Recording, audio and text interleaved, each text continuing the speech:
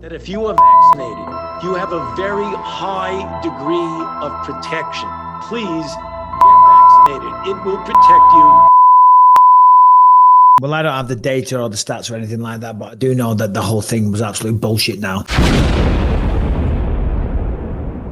So there's a trend developing recently. You'll notice that a lot of people that were extremely quiet over the last 3 or 4 years of blatant authoritarianism have now begun to see the light. This story has been buried, completely and utterly gone from the internet. There's one article that I can find and maybe 1 or 2 tweets. That's it. You would think that because this was such a big event over the last 3 or 4 years, that this would be widespread, but it's not. It's been buried, and you can understand why, because it's about a subject that we're not even allowed to talk about. So I've got to be extremely careful here and dance my way through this story. But basically what we have is Anthony Smith. I got the injection to keep my job, even though my mom died from the booster shot. I don't know whether I'll get banned or demonetized for saying that, but this is his words, not mine. I'm literally just relaying it. And he said this during the Believe You Me podcast with Michael Bisping. And as I said earlier, most celebrities, most people that are in the public light over the last 3 or 4 years have literally just kept their mouth shut. And in the case of Bisping, who I actually do like, I think he's funny, I think he's entertaining, but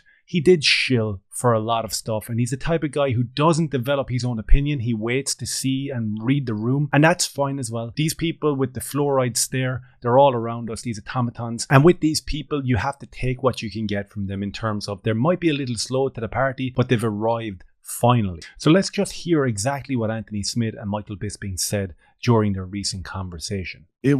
She got sick immediately after getting her booster and was in a coma in like 2 weeks. So, and then recently Pfizer came out and said in people over 60 on their final booster, they had to come out and say that there was a higher risk of stroke. Well, that's essentially what ended up happening to my mom. But well, I don't have the data or the stats or anything like that, but I do know that the whole thing was absolute bullshit now. Yeah. Still COVID tested every day. When I landed, I went back just recently. When I landed there, first thing, COVID test. I mean, think of the money. It's just pure money that's being generated, but still.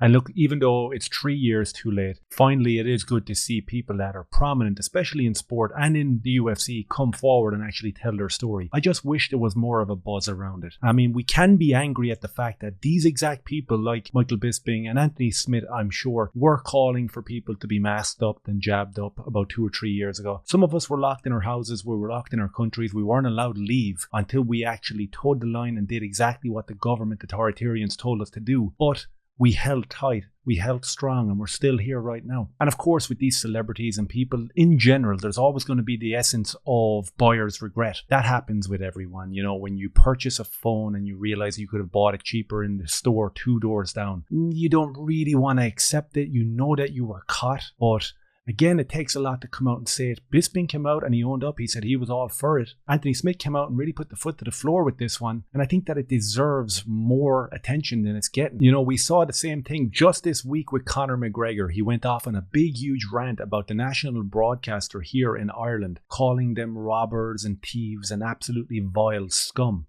But wasn't he promoting them 2 or 3 years ago during the fiasco that we all had to endure? Wasn't he applauding our politicians for handling the pandemic? It's like, come on, man. I can understand the fact that people need to learn and people need to grow. And once you realize that you were caught and that the decisions that were put upon us were completely and utterly authoritarian, then you can be a little bit awake and you've taken the red pill. But there's a huge amount of people that didn't need 3 years to understand what was going on. They already knew because they were awake. And there was people in the UFC. One that comes to mind is obviously Jake Shields. You can tell that the likes of Nate Diaz and Nick Diaz, they weren't playing these games. Joe Rogan's been a big proponent for not bending the knee and taking the medical intervention that everyone wanted you to do. But at the end of the day, we're left in this grey area. And you see it a lot with the likes of Russell Brand and all these kind of right-wing conservative people who 3 or 4 years ago were calling everything and everybody a conspiracy theorist. And they realized that, okay, I might have been wrong about this and I might have been wrong about that. And now all of a sudden they're the biggest shills. And I think what happens is we fall into this false binary of black and white, left and right, conservative, Democrat, and it's all bullshit.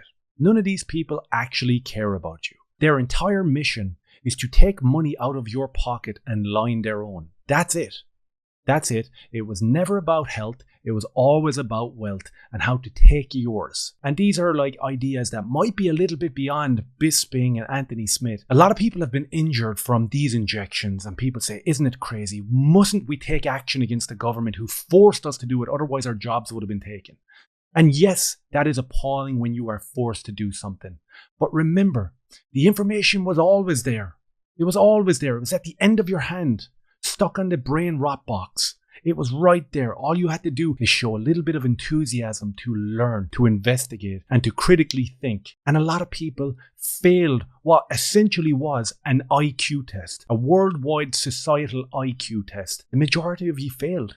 I'm sorry to say it, and I'm not gloating, and I don't want to see anyone hurt, but there's always the sense of giving people the benefit of the doubt. And then when we go past that, we must say, you had the information, you made the wrong decision, you failed the test, and you didn't warn other people. That's the most disgusting part of this whole thing. People with large voices had the chance to help people, had the chance to save people's lives. And instead, they took a paycheck, they bent the knee, and that's it. So is it too little too late? I don't know. But in the words of the great John McClane,